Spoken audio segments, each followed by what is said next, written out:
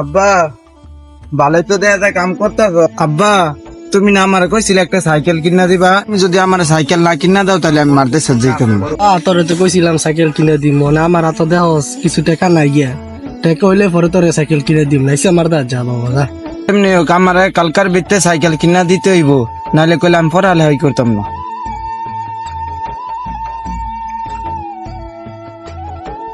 খোলারা যে কি শুরু করলো, খোলারা তো চাইতে সাইকেল কিনে দিতাম, দেখি কি করা যায়। ইয়া মারু বাইরের কাছে কিছু টাকা চাই। এই তো বাস হেরি দাদা টিয়া দিছি সুদ হিসাবে কিন্তু অন্য কিছু দিছে না। তুই ওটা নিয়ে গিয়া দেখ যাতে তারা টিয়াটা দিয়ে দেয়। এমন করে যদি চলতে থাকে তাহলে আমার ব্যবসা তো লাডু দিয়ে দেবো গাবাটা। যে টাকা নিছে তারা টাকা দিতে পারতেছে না, তাদের কাছে টাকা নাই। 2 দিন দেরি করেন, দেখেন টাকা দেয়নি কিনা। আমি তাদেরকে বলছি বারবার, তারা বলছে 2 দিনের ভিতরে টাকা দিয়ে দিব।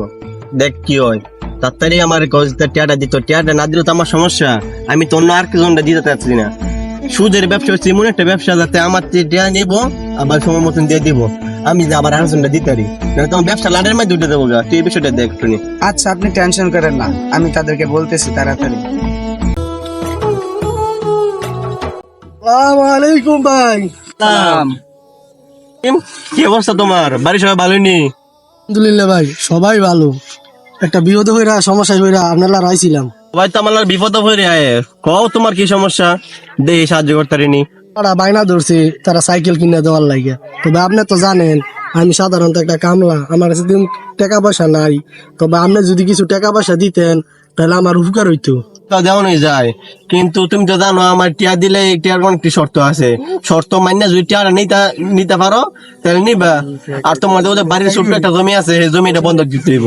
আর যদি সুদে যদি টিয়ারা না দিতে পারো তাহলে তোমার বাড়ি ছেড়ে যেতে হইব। আপনার আমি কাগজপত্র দিয়ে দেবো, তারপর আপনি আমার টাকা দিয়ে। তুমি তাহলে রাত করে আমার বাসার মধ্যে আসো, তাহলে সেখানে দেখা হইব। টিয়া নিয়ে দেবো আর কাগজ দিয়ে দেবো, ঠিক আছে?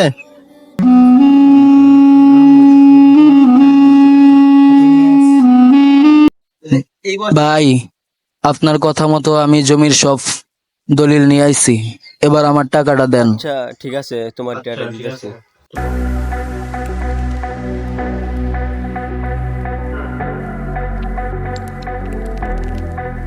আচ্ছা ঠিক আছে, নিয়ম অনুযায়ী আমার টিয়াটা দিয়ে দিও, আর নাইলে তোমার জায়গা নিয়ে নেওয়া হবে। আচ্ছা ভাই ঠিক আছে, আমি টাকা দিয়ে দিবনি।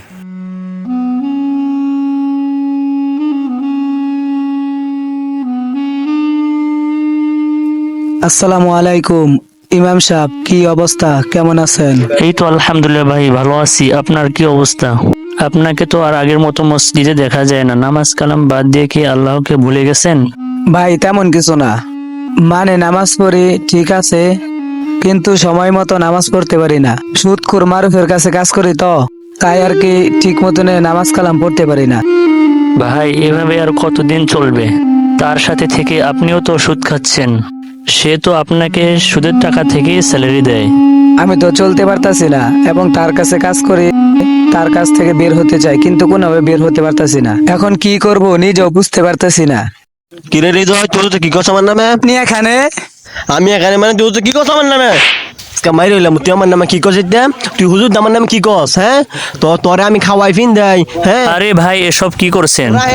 আমি আমার টেদা খাওয়া, আমার টেদা ফিন দেয়, আমনে আমার নামে বদনাম করবে, এটা কি আমি সহ্য করবো? আমি সুদ খাই রেখে হের দিয়ে গেলাম, আছে মাসের দাম ঠিকই হের বেতন দিতেছি। হ্যাঁ সমস্যা কি? আমার বদনাম খেলে কি আপনার থেকে ভাই? এনে আর আমি চাকরির মধ্যে রাখতাম না, আমার চাকরির দেয় বাদ। ও বেটা, তোর চাকরি করলাম না, না চাকরি করলে কি তোর আমি চাকরি মেয়ে রাখতাম না।